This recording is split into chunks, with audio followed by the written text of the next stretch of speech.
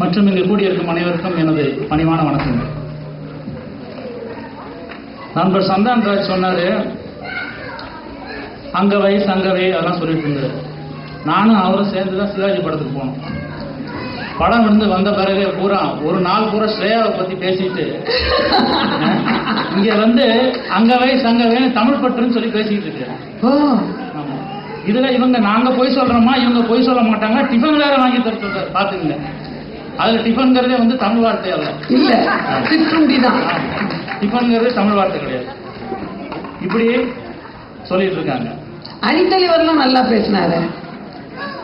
அணித்தலைவர் அங்க எல்லாம் தமிழே பேசுறாங்க, இங்க எல்லாம் அந்த ஆங்கிலமே பேசுறாங்க, இங்க தமிழே பேசுறாங்க அப்படின்ற மாதிரி சொல்லிட்டு போயிருக்காரு.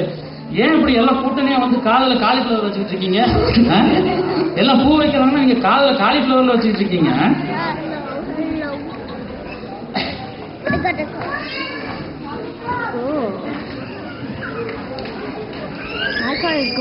பிற நாட்டு சாஸ்திரங்கள் தமிழ் மொழியில் பெயர்த்தல் வேண்டும்னு அழகா பாரதி சொன்னான்.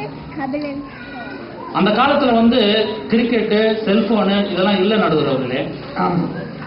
காலத்தின் கண்ணாடி இலக்கியம். அதனால இந்த காலத்துல செல்போன் இருக்கிறதுனால எங்க பசங்க அந்த செல்போனை பத்தி குரலா பாடுறாங்க. ஆமா, அந்த காலத்துல கிரிக்கெட்டு செல்போன் இருந்ததுன்னா கம்பரும் கிரிக்கெட்டை பத்தி பாடி இருப்பாரு, சிந்தாமணியில் செல்போன் வந்திருக்கும்.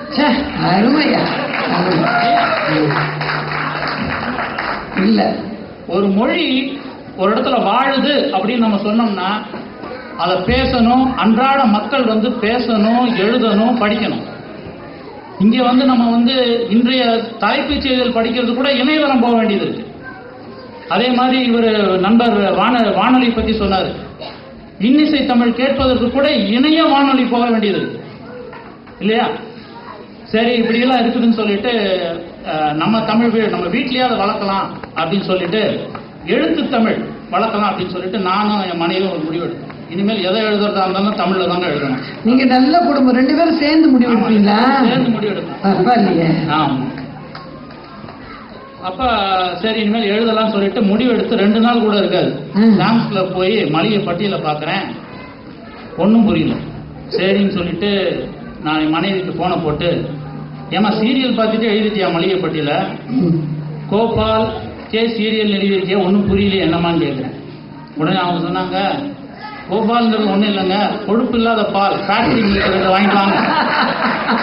கே சீரியல்ங்கிறது ஒன்றும் இல்லைங்க, நீங்க தினமும் சாப்பிட்றதான் கெல்லார் சீரியல் வாங்கிட்டு வாங்க அப்படிங்கிறேன்.